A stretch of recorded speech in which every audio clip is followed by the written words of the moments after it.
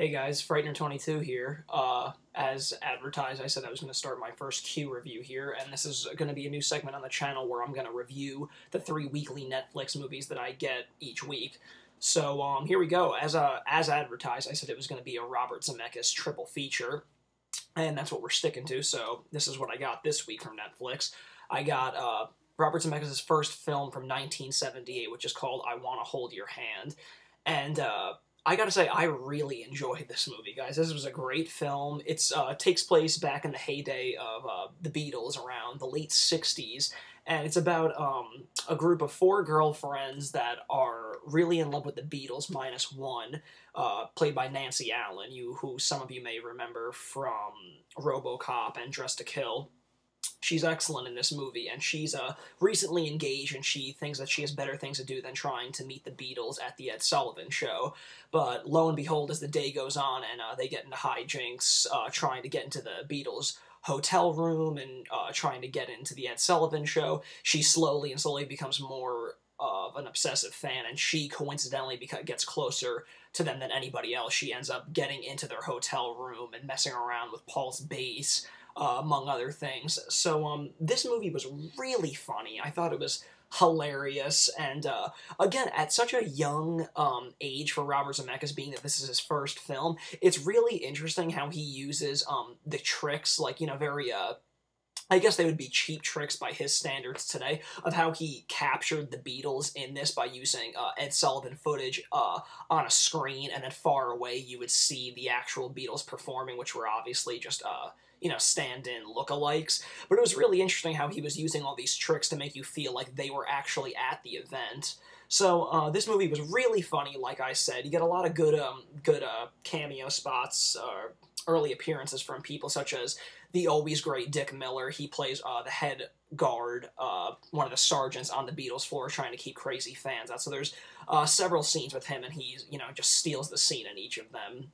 And, there's actually some other appearances. 2 characters in the film, one of the obsessive girls and one of the other male characters are actually seen in the Back to the Future movies. They're Marty's brother and sister are actually in this movie. So, like I said, this was a really fun movie, and I really enjoyed it, being such a huge Zemeckis fan. So, using the Netflix star system, I would definitely rate this movie 4 out of 5 stars. Definitely check it out.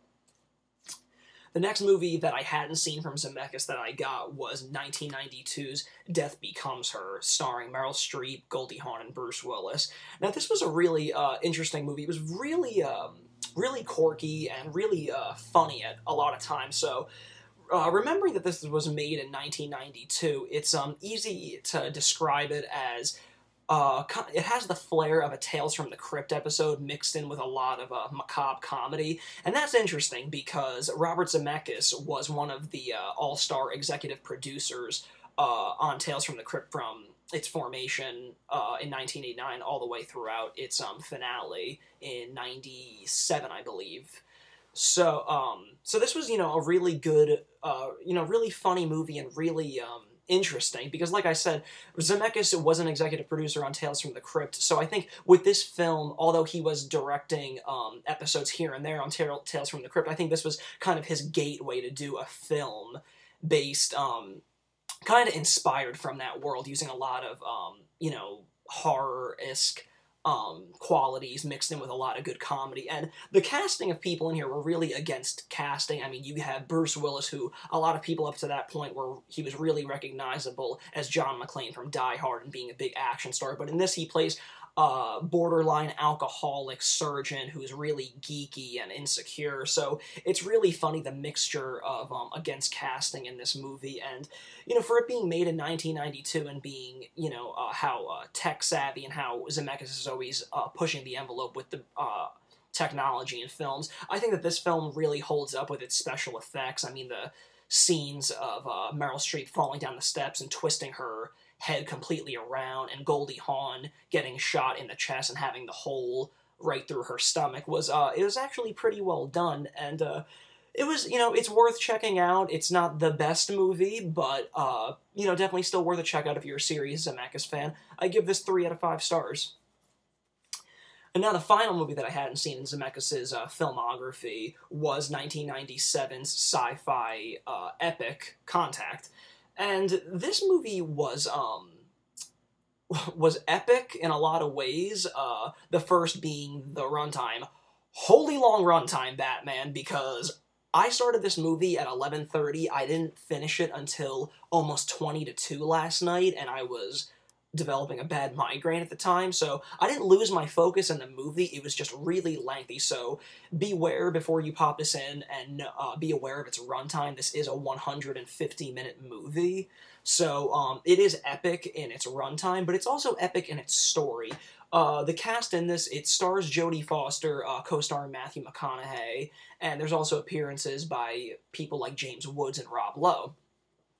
And this movie was really interesting, and I think done in a very realistic fashion. Jodie Foster is a little girl. The movie picks up as her as a little girl being really fascinated by astrology, and as she grows up, she decides to become an astrologer, and she thinks that there is life out there outside of our planet, which is, not for nothing, a pretty solid case, because as they say in the movie, if there's nobody else out there, that's a giant waste of space. I couldn't agree more, but this is, it was a good movie. It was interesting because, they took a lot of time in it. There's a lot of development with the characters, because they had this, there's a long runtime, so there was a good time to develop these characters from when they were young, through over the course of a few years, having encounters with them, and then years passing, and then these characters revisiting with each other. So it's interesting because, like I said, it tells the story in a really realistic fashion that isn't too far off than how it could happen in the real world with,